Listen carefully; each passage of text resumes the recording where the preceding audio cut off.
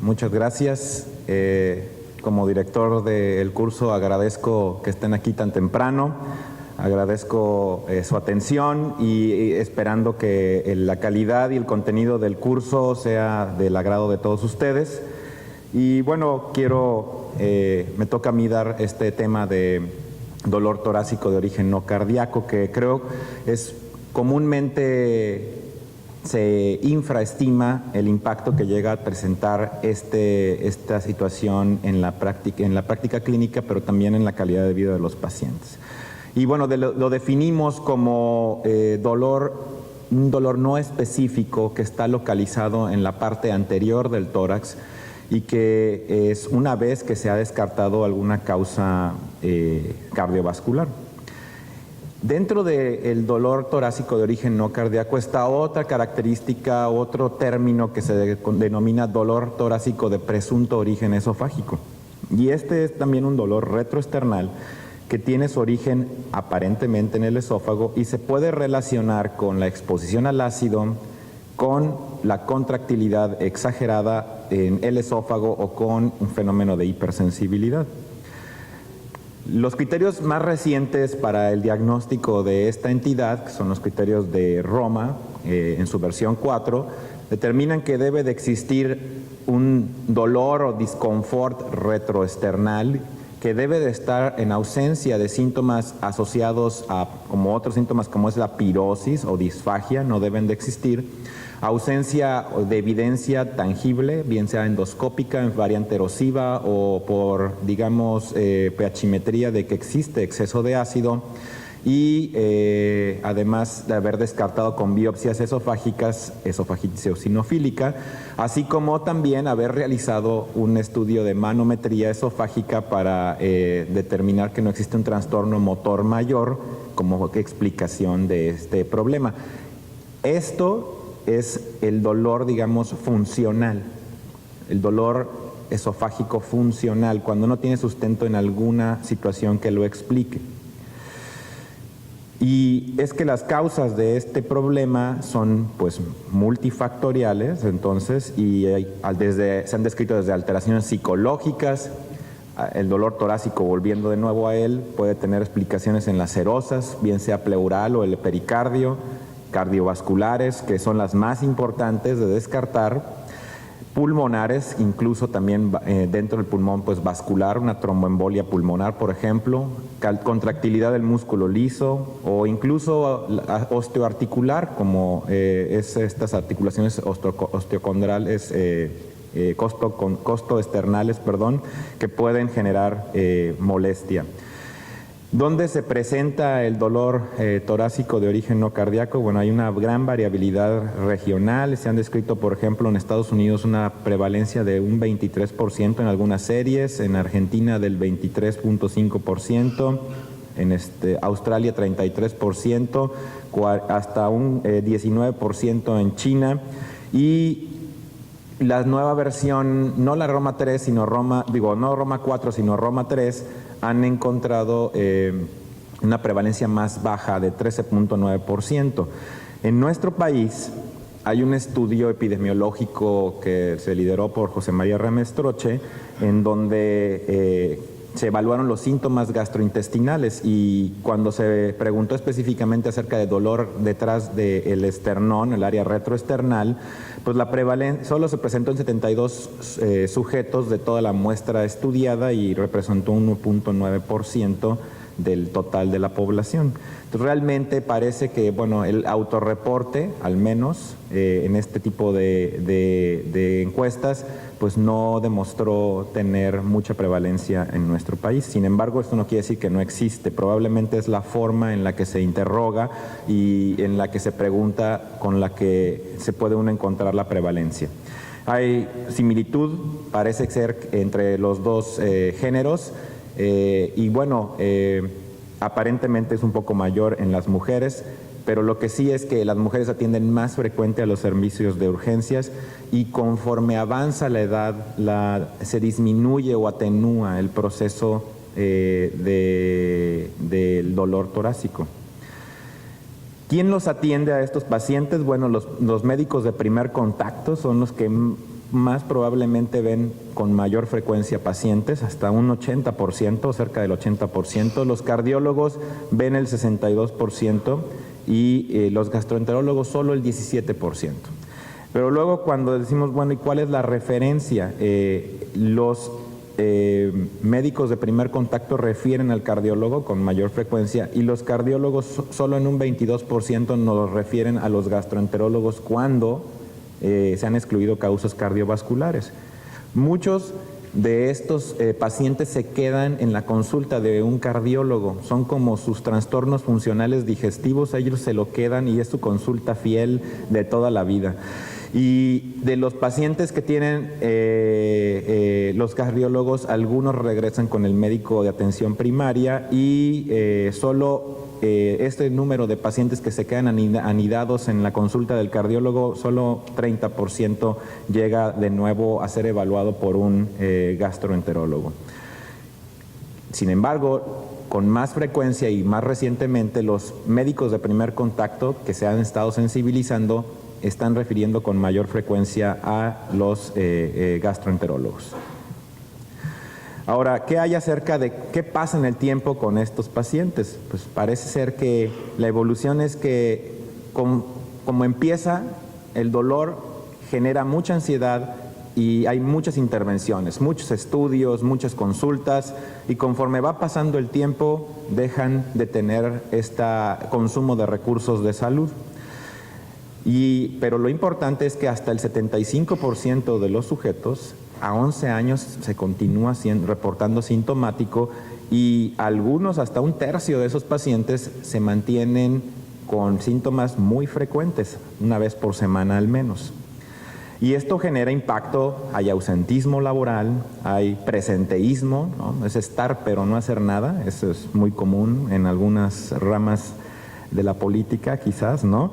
Y la fisiopatología de este problema, bueno, es bastante variada, como ya lo vimos. Hay alteraciones sensitivas periféricas, de cómo se procesa la información en el sistema nervioso central y cómo se interpreta además este problema.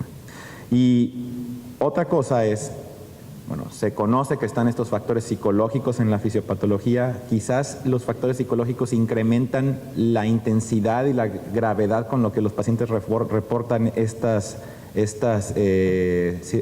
dolor torácico, y además aumenta la frecuencia con que visitan al médico cuando tienen estos trastornos psicológicos. Se ha descrito que la enfermedad por reflujo puede causar síntomas a nivel esofágico, incluyendo el dolor torácico, la dismotilidad y también la hipersensibilidad y alteraciones en el procesamiento de la información, que no son, que incluso pueden coexistir. Ya estudios más a fondo han demostrado que existe sí una isquemia por la contracción alterada en el esófago, y estudios estos de ultrasonido endoesofágico han observado cómo cuando se contrae el esófago, el flujo sanguíneo se disminuye, y esto genera entonces la isquemia y se traduce como dolor. Y otra cosa interesante que demostró el doctor Mittal, que hace ya en la última gastrotrilogía que nos acompañó aquí en Veracruz, es que el músculo que con más frecuencia se contrae y sentimos el dolor es la capa longitudinal del esófago y no precisamente la capa circular, que es una de las cosas interesantes. También puede haber dolor por quimiosensibilidad, y esto está relacionado con el reflujo, y también existen receptores que sensibilizan en el esófago y son hiperactivos las terminaciones nerviosas a este nivel. Dentro de la fisiopatología, con el reflujo precisamente como causa de molestia o dolor, se ha determinado que los pacientes que tienen más alta exposición al ácido pues son los que tienen las variantes erosivas y luego seguidas de las no erosivas y realmente reflujo, pero la hipersensibilidad va cobrando un papel muy importante conforme se va haciendo menos erosivo la situación o la observación endoscópica de estos pacientes, y incluso los pacientes que tienen pirosis funcional pues tienen ausencia de reflujo, como ya lo mencionó el doctor Genaro Vázquez. Pero una cosa importante que reconoce los últimos criterios de Roma es que no son mutuamente excluyentes. Hay pacientes que realmente tienen reflujo, pero también tienen hipersensibilidad. Entonces, puede ser que estén con una terapia de IVP, mejora la exposición al reflujo, pero siguen siendo sintomáticos con episodios de reflujo esporádicos que tienen a lo largo del tiempo. Y también eso puede aplicar para los pacientes que tienen dolor de presunto origen esofágico y relacionado con el reflujo. Se ha demostrado que los pacientes que tienen reflujo y dolor torácico asociado entonces al reflujo tienen hasta un 46% una pH-metría alterada. Y existe asociación sintomática en solo 22%. No se conoce si el reflujo no ácido también genera dolor torácico. Todavía no, eso es algo que no queda muy claro en la fisiopatología. Pero este es el escenario de un sujeto que tiene una alta exposición al ácido a lo largo del tiempo y también tiene síntomas durante el monitoreo ambulatorio de 24 horas con pH-metría e impedancia. Y aquí se observa cómo cuando tiene una caída del pH y un episodio de reflujo tiene correlación con un síntoma. Otra cosa es la hipersensibilidad, en donde observen que no hay tanta exposición al ácido, pero este paciente, cada que le duele, presiona el botón y concurre con un episodio de reflujo. Entonces existe hipersensibilidad al reflujo que genera dolor torácico. Y ya no voy a mencionar esto, que lo ahondó bastante bien y de manera muy interesante el doctor Genaro Vázquez, ¿no? De la hipersensibilidad.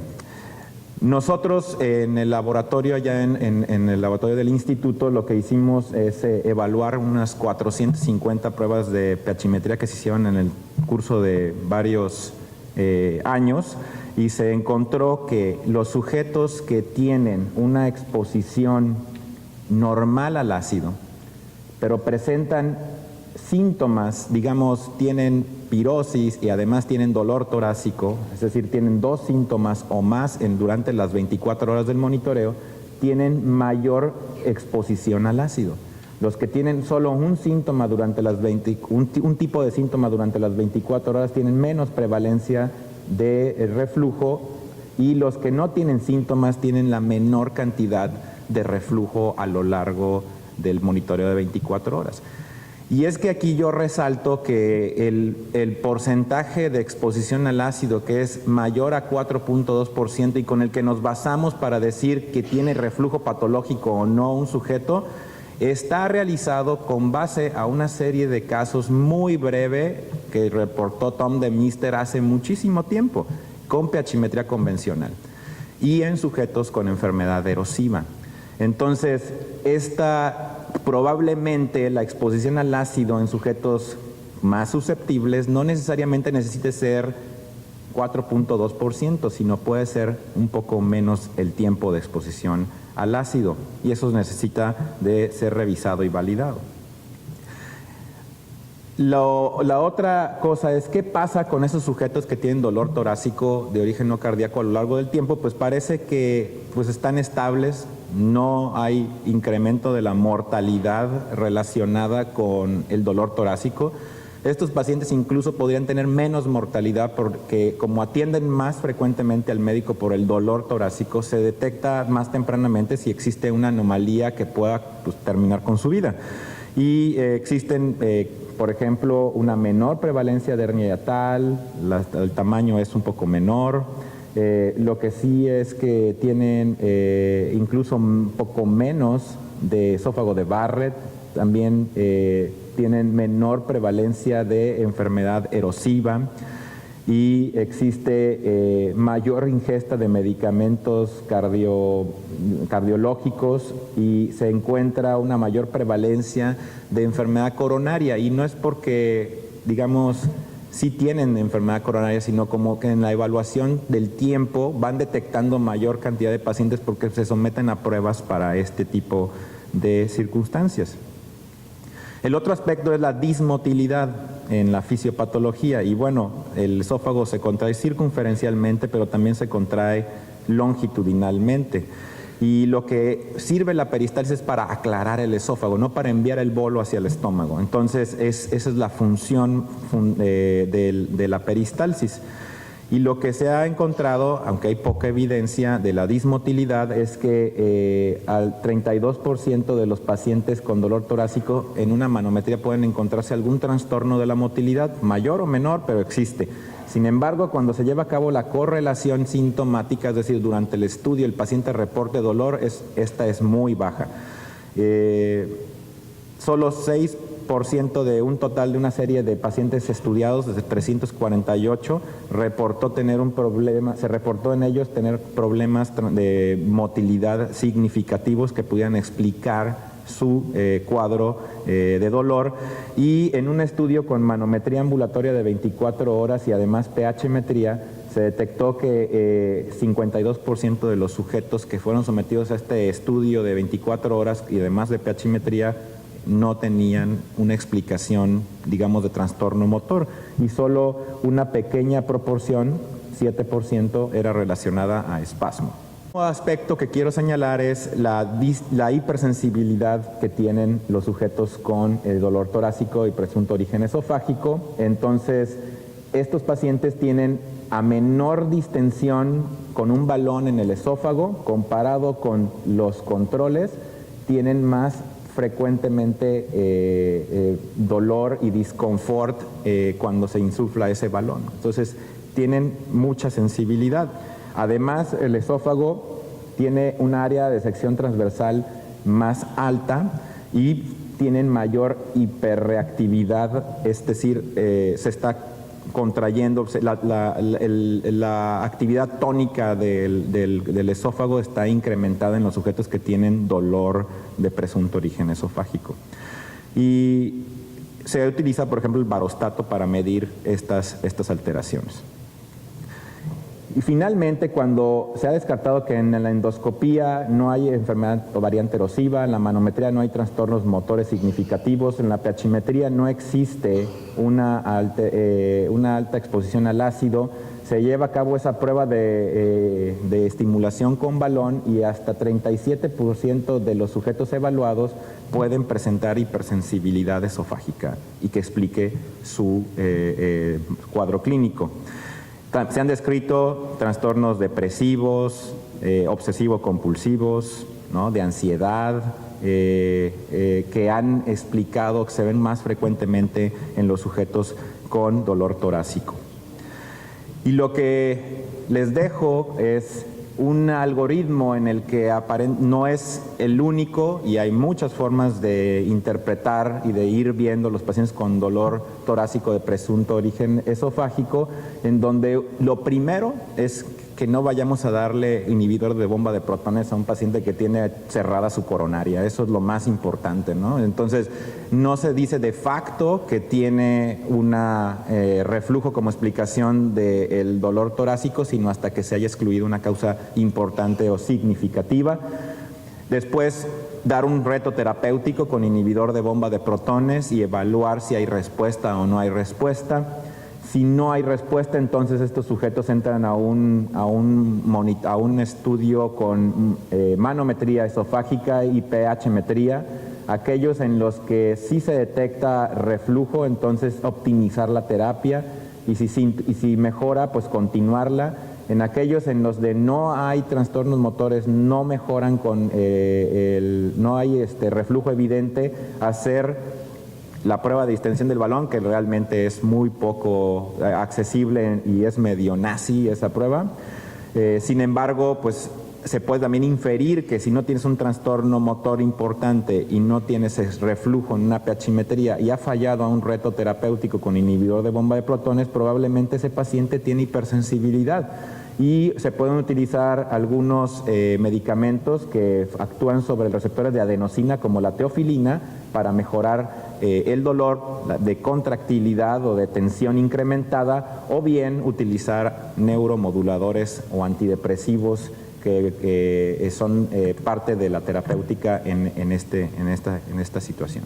Les agradezco mucho su atención.